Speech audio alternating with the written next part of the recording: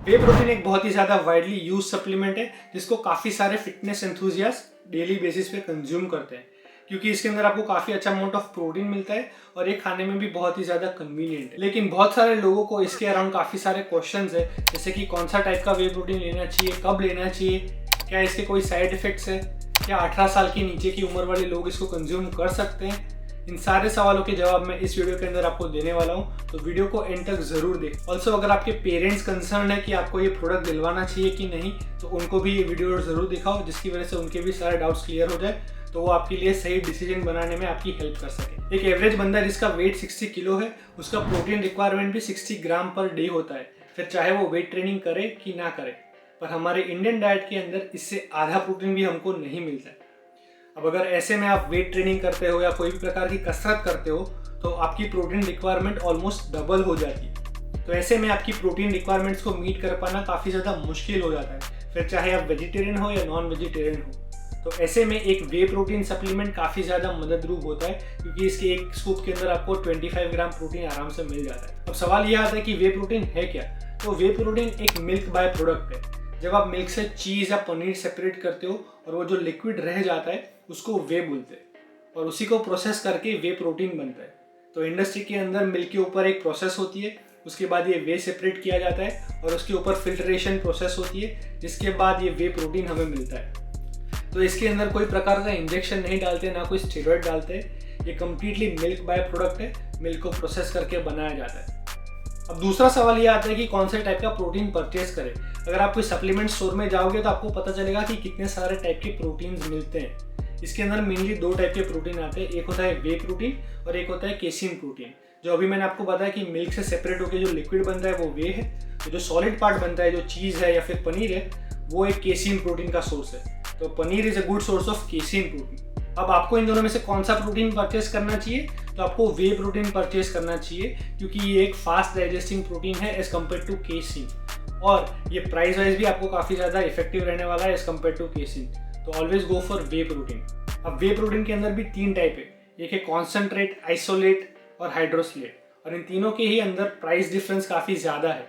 अब इन तीनों के ही अंदर फिल्ट्रेशन प्रोसेस का फ़र्क है। हाइड्रोसलेट के अंदर फिल्ट्रेशन काफ़ी ज़्यादा बार होता है, तो वो एक फास्ट डाइजेस्टिंग प्रोटीन होता है।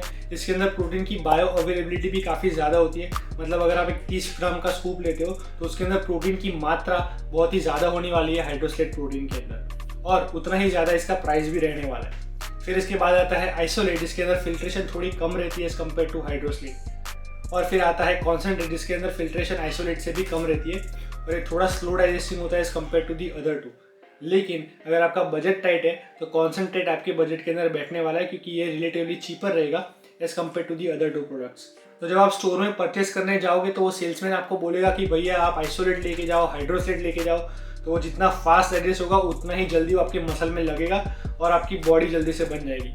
बट ऐसा कुछ नहीं होता है। बहुत सारी स्टडीज़ हुई है और उनमें पाया गया है कि आप कॉन्सेंट्रेट लेते हो, आइसोलेट लेते हो, उससे कोई फ़र्क नहीं पड़ता है। तो अगर आपका बजट टाइट है तो आप कॉन्सेंट्रेट ही बाय करें। हाँ, अगर आपको कोई डाइजेशन का इशू होता है और आपका बजट अलाउ करता है तो फिर आप एक आइसोलेट प्रोटीन बाय कर सकते हैं। उसके अलावा आपको कोई ज़रूरत नहीं है आइसोलेट प्रोटीन बाय करने की। नेक्स्ट चीज़, आपको कितने स्कूप कंज्यूम करने चाहिए दिन में, तो ये डिपेंड करता है आपकी फूड हैबिट्स पे और आपकी डेली रिक्वायरमेंट पे। अकॉर्डिंग टू रिसर्चेस, अगर आपको मसल बिल्ड करना है तो आपको अपने बॉडी वेट को 1.5 to 1.8 times in gram protein consume करना चाहिए। मतलब अगर आपका वेट 70 kg है तो 70 into 1.5 to 1.8 will give you 100 to 120 grams of protein. तो उतना प्रोटीन आपको एवरीडे बेसिस पे कंज्यूम करना है अगर आपको मसल बिल्ड अच्छे से करना है तो। लेकिन किसी रीज़न की वजह से आप वो फूड से अचीव नहीं कर पाते हो, आप कहीं बाहर घूमने गए हो और आपको कोई प्रोटीन रिच फूड नहीं मिला है, तो ऐसे में आप 2 स्कूप भी वे प्रोटीन की कंज्यूम कर सकते हो। मतलब आप अपनी रिक्वायरमेंट के हिसाब से क्वांटिटी को मैनेज कर सकते हो। नेक्स्ट चीज़, आपको कौन सी एज में वे प्रोटीन को कंज्यूम करना चाहिए। तो आप चाहे 15 साल के हो या 50 साल के हो, आप कोई भी उम्र पे वे प्रोटीन को कंज्यूम कर सकते हो। अगर आप सही से ट्रेन करते हो और आपको पता चलता है कि आप अपना प्रोटीन गोल्स अचीव नहीं कर पा रहे हो फूड से, तब आप वे प्रोटीन को यूज़ कर सकते हो।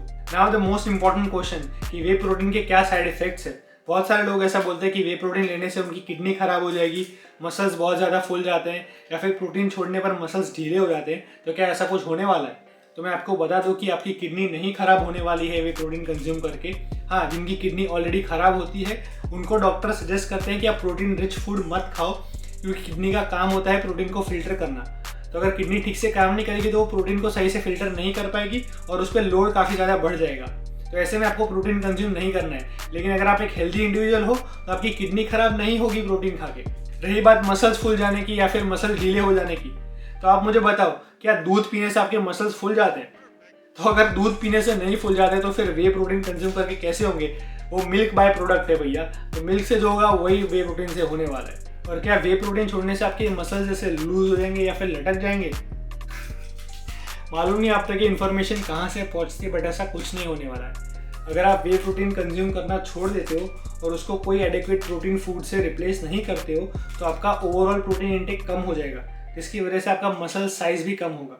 तो जब भी आप वे प्रोटीन छोड़ते हो तो मेक श्योर कि आप प्रोटीन रिच फूड को अपने डाइट के अंदर इंक्लूड करो, जिससे आप उसका बैलेंस बना के रखो। अगर आप नहीं करोगे तो वो मसल साइज वैसे ही कम होने वाला है। तो अगर आप वे प्रोटीन कंज्यूम करते हो और अपने डाइट में से जो प्रोटीन आ रहा है वो आप कंज्यूम करना छोड़ दोगे, फिर भी आपका यही हाल होने वाला है, क्योंकि आपका बॉडी का ओवरऑल प्रोटीन इंटेक कम हो गया है। तो आपका बॉडी का ओवरऑल प्रोटीन इंटेक जब तक मेंटेन रहेगा, आपके मसल साइज भी श्रिंक नहीं होगी और मसल लटकने वाला सीन तो कभी नहीं होने वाला है। और अगर कोई पेरेंट्स देख रहे हैं वीडियो तो मैं उनको बताना चाहूँगा कि वे प्रोटीन लेने से उनके बच्चों को कोई साइड इफेक्ट्स नहीं होने वाला है। ये कम्प्लीटली सेफ प्रोडक्ट है। इनफैक्ट बहुत सारे डॉक्टर्स भी इसको रिकमेंड करते हैं काफ़ी सारे डिसीजेज में। कैंसर पेशेंट्स को दिया जाता है वे प्रोटीन, प्रेग्नेंट वुमेन्स को वे प्रोटीन दिया जाता है। तो वे प्रोटीन से आपको मसल बिल्डिंग और फैट लॉस में तो फ़ायदा होने वाला है, साथ ही में ये आपकी हेल्थ के लिए भी काफ़ी अच्छा है। That's it for the video guys. मैं आपसे जल्दी मिलूंगा एक अगले वीडियो में। तब तक के लिए stay fit, take care, bye bye.